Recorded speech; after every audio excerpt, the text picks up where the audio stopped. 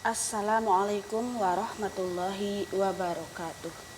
Apa kabar antum hari ini? Alhamdulillah, luar biasa. Allahu Akbar.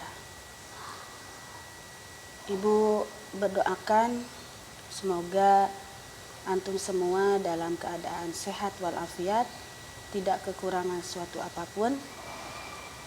Semoga pandemi ini segera berakhir dan kita semua bisa melakukan aktivitas secara normal dan kita bisa bertatap muka di sekolah. Ya, anak-anakku, para calon pemimpin, untuk pembelajaran kita kali ini, mari kita mulai dengan mengucapkan Bismillahirrahmanirrahim. Dan untuk materinya masih tentang teks prosedur. Ibu harapkan antum semua melaksanakan tugas-tugas yang telah diberikan oleh Bapak dan Ibu guru supaya tugas yang diberikan oleh Bapak dan Ibu guru tidak menumpuk dan tidak menjadi beban bagi antum. Makanya kerjakan ya. Nah, untuk sekarang materinya adalah struktur teks prosedur. Sebelumnya, Ibu mau mengulang dulu pengertian dari teks prosedur, bahwa prosedur adalah teks yang berisi tentang langkah-langkah atau tahap-tahap melakukan suatu kegiatan tertentu atau membuat sesuatu secara berurutan. Nah, antum kemarin alhamdulillah sudah membuat ya prakteknya, ada yang membuat jus, ada yang membuat mie goreng, ada yang membuat nasi goreng dan sebagainya. Nah, tujuannya dari teks prosedur adalah agar pembaca dapat melakukan atau membuat sesuatu dengan tepat. Jadi ketika antum membuat sesuatu itu membuat teks prosedur, maka tepat ya cara melakukannya. Nah, terus juga ada jenis teks prosedur berdasarkan tujuan. Ada teks prosedur cara memainkan sesuatu, contohnya cara memainkan angklung. Terus ada teks prosedur cara menggunakan sesuatu, ya contohnya seperti cara menggunakan hand sanitizer itu ya. Terus teks prosedur cara melakukan sesuatu seperti cara mencuci tangan yang benar. Dan terakhir teks prosedur cara membuat sesuatu, contohnya cara membuat mie goreng, nasi goreng, jus dan sebagainya. Nah, untuk sekarang yaitu struktur teks prosedur. Nah, yang pertama dari struktur teks prosedur itu adalah pendahuluan atau pernyataan tujuan, yaitu berisi judul atau hasil akhir yang akan dicapai jika langkah-langkah atau tahapan dilakukan secara tepat. Jadi teks prosedur juga mempunyai strukturnya. Yang pertama ada pendahuluan atau pernyataan tujuan. Nah, ini Ibu akan berikan contohnya bagian dari mana pendahuluan tersebut. Nah, di sini bisa dilihat di slide-nya. Nah, ini ya. Nah, ini bagian pendahuluan atau tujuan pernyataan. Nah, ini kan cara membuat hand sanitizer seperti ini. Nah, ini bagian pendahuluannya ini ya. Struktur teks prosedur pertama itu adalah pendahuluan. Nah, ini apa? Kebutuhan akan benda satu ini tampaknya semakin meningkat ya di tengah pandemi dan seterusnya. Ini adalah bagian struktur pertama, yaitu pendahuluan. Nah, selanjutnya yang kedua ada material. Material itu adalah berisi alat dan bahan yang dibutuhkan. Nah, contohnya di sini ya. Nah, ini bagian materialnya adalah ini bahan. Ketika contohnya adalah cara membuat hand sanitizer, ini ada bahannya daun sirih 50 gram, air panas 200 ml, air dingin 200 ml, jeruk nipis 8 ml. Dan alatnya apa saja? Kompor, ada 2 buah panci, ada gelas ukur, ada pisau, ada saringan. Nah, itu adalah teks prosedur struktur teks prosedur bagian material berisi alat dan bahan. Ya. Nah, selanjutnya yang ketiga ada langkah-langkah. Nah, langkah-langkah ini berisi langkah-langkah yang harus dilakukan. Nah, contohnya antum bisa lihat di sini. Nah, ini langkah-langkah, bagian langkah-langkahnya. Cucilah ya 500 gram daun sirih hingga bersih. Kemudian keringkan. Nah, itu. Terus setelah dipastikan kering dan bersih, potonglah daun sirih tersebut dan seterusnya sampai terakhir, sampai selesai. Nah, itu bagian dari langkah-langkah ya dari struktur teks prosedur. Nah, selanjutnya yang keempat adalah penutup. Nah, penutup ini adalah bagian opsional pilihan, bisa ada juga bisa tidak ada. Nah, apa saja isinya? Berisi manfaat dan motivasi untuk membaca. Nah, ini kalau di sini bagian penutupnya ini adalah demikian tadi cara membuat hand sanitizer dari daun sirih. Cukup mudah bukan? Selamat mencoba dan tetap jaga kesehatan. Nah, yang ini ya.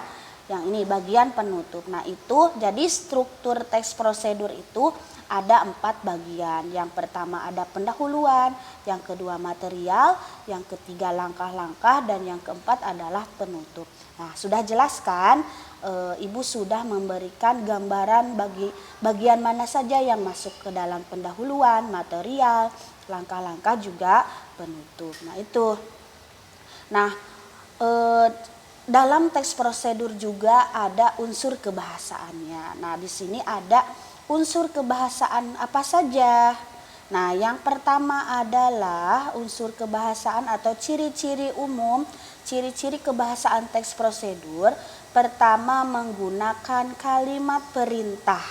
Nah, antum tadi bisa lihat ya dalam bagian langkah-langkah dari teks prosedur membuat hand sanitizer ada potonglah daun sirih tersebut menjadi kecil-kecil. Nah, potonglah. Nah, itu bagian dari kalimat perintah. Ya, itu. Jadi, teks prosedur itu unsur kebahasaannya, ciri-cirinya yaitu ada kalimat perintah. Potonglah, ya, seperti itu. Cucilah. Nah, itu bagian dari kalimat perintah. Nah, yang kedua adalah menggunakan verba material, kata kerja berimbuhan yang mengacu pada tindakan fisik. Contoh, potonglah, cucilah, keringkan. Nah, itu kan potonglah ketika ada perintah ya, potonglah daun sirih tersebut menjadi kecil-kecil. Nah, itu kan perintah ya, mengacu pada perbuatan fisik. Jadi ketika ada perintah tersebut, jadi potonglah daun sirihnya. Nah, itu jadi ada tindakan fisik. Itu ya. Jadi ciri-cirinya atau unsur kebahasaan teks prosedur menggunakan verba material. Ada kata kerja yang berimbuhan yang mengacu pada perbuatan fisik. Nah, yang ketiga, menggunakan kata penghubung kemudian, setelah itu, lalu, hingga, selanjutnya, dan sebagainya. Contohnya antum bisa lihat di sini ya, dalam ini. Nah, ini di sini ada setelah. Nah, setelah dipastikan kering. Nah, setelah itu adalah bagian dari kata penghubung. Terus kemudian keringkan. Nah, itu bagian dari kata penghubung. Nah, itu adalah unsur kebahasaan teks prosedur. Nah, terus yang keempat menggunakan kata bilangan urutan 1, 2, 3 atau bisa pertama, kedua, ketiga. Nah, ini antum bisa lihat di sini. Dalam ini, nah, ada beberapa langkah, ada 13 langkah dalam membuat hand sanitizer. Ada 1, 2, 3 dan seterusnya. Nah, itu merupakan unsur kebahasaan teks prosedur ya. Jadi menggunakan kata bilangan urutan. Tidak ini cashlock, tidak 1 terus ketiga terus kelima terus kedua lagi, tidak, tapi berurutan ya. Sebagaimana antum ketika melakukan wudhu ya harus tertib ya, harus berurutan seperti itu. Nah, yang kelima menggunakan kata keterangan ya, menunjukkan waktu. Nah, menunjukkan waktu misalkan 90 menit, berat 50 gram, panjang dan lain-lain. Ketika antum ini ya memasak mie. Nah, misalkan itu akan didihkan air ya selama kurang lebih 5 menit. Nah, lalu masukkan mie instannya, tunggu sampai 3 menit. Nah, seperti itu. Nah, itu menunjukkan waktu. Nah, berat 50 gram contoh tadi. Masukkan misalkan air 150 ml. Nah, seperti itu. Nah, itu bagian dari berat. Nah, panjang. Potonglah kacang panjang 5 cm. Nah, itu bagian dari panjang dan lain-lain. Nah, itu unsur kebahasaan dari teks prosedur. Nah, itu ya. Jadi sudah jelas ya bagaimana dari struktur teks prosedur juga unsur kebahasaan dari teks prosedur. Ya, semoga bermanfaat dalam menambah ilmu pengetahuan untuk antum semua, dan raihlah asa sehingga bintang ya. Raihlah asa setinggi bintang. Jangan pernah berhenti dan hargai yang ada di sekitar ya. Jangan sampai antum ya malas-malasan, intinya seperti itu. Tapi harus semangat. Nah, seperti itu anak-anakku pembelajaran kita kali ini ya. Antum bisa catat untuk tugasnya ya. Untuk tugasnya hari ini yaitu antum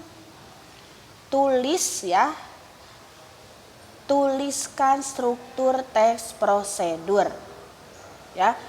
Yang kedua, tuliskan unsur kebahasaan teks prosedur. Itu hanya 2 ya.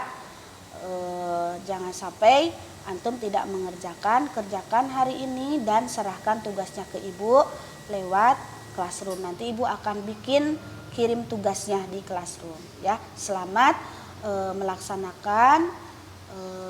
Semangat terus dan tetap berdoa dan taqarrub ilallah supaya pandemi ini segera berakhir. Wassalamualaikum warahmatullahi wabarakatuh.